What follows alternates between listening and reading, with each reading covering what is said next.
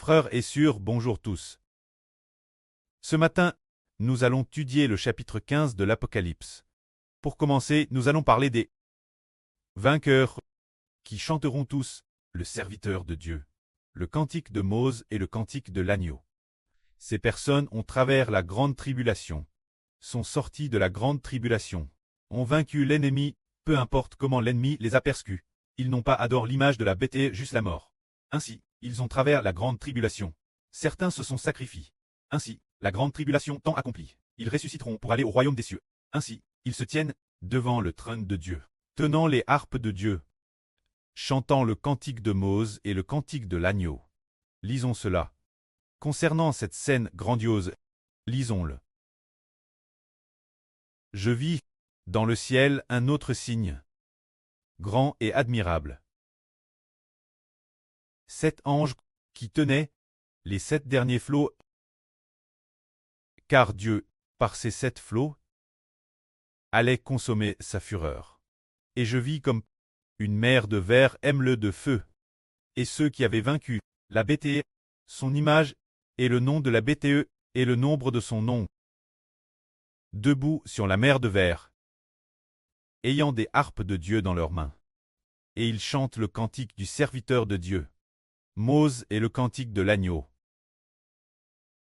C'est une grande vision.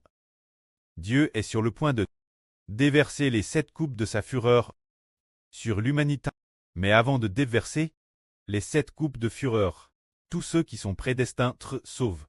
Dans cette époque, tous ceux qui sont prédestinés au salut ont tous emmené vers la mer de verre. Qui les a emmenés vers la mer de verre?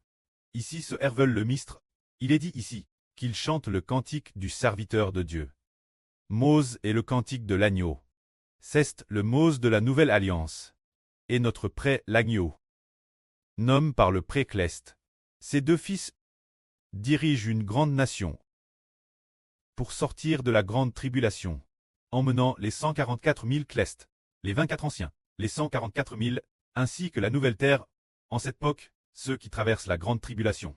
Tous ceux dont le nom est écrit dans le livre de vie ou le livre de vie de l'agneau, vivant dans cette époque, ceux dont le nom est écrit dans le livre de vie, ont tous été retirés et peuvent atteindre le royaume des cieux. On voit que ces 2 fils sont grandement aimés de Dieu.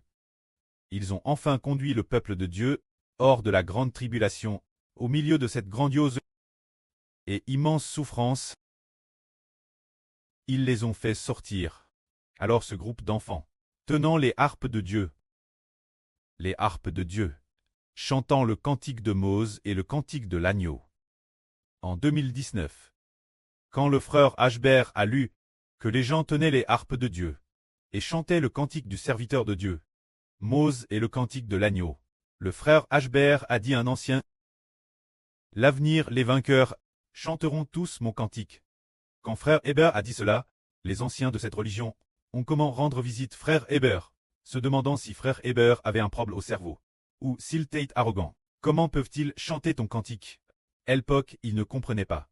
Et frère Hébert n'a pas expliqué non plus, faisant exprès de ne pas leur dire. Mais aujourd'hui, les frères et sœurs comprennent tous que, puisque ce Mose est le Mose du Nouveau Testament, ce n'est pas celui du mont Sina, qui tenait les 2 tables de l'Alliance.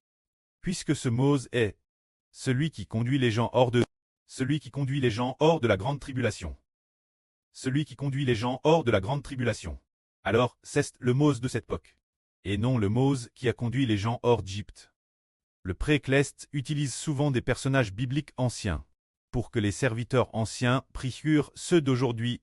Par exemple, le préfigure qu'il y a un homme nommé David, en disant que celui qui vaincra s'assiera sur le trône de David, pour régner éternellement. Le David ici, n'est-ce pas le David de l'Ancien Testament? Ce n'est pas le David qui a combattu Goliath, mais c'est en utilisant ce David qui a vaincu Goliath dans le combat, pour préfigurer le Seigneur Jésus-Christ. Cela signifie que frère Hébert s'assiera l'avenir sur le trône de David pour régner. Le David ici signifie le Seigneur Jésus-Christ.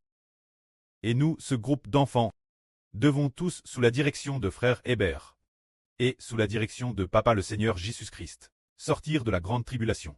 Que la gloire soit rendue au prêtre et au Seigneur.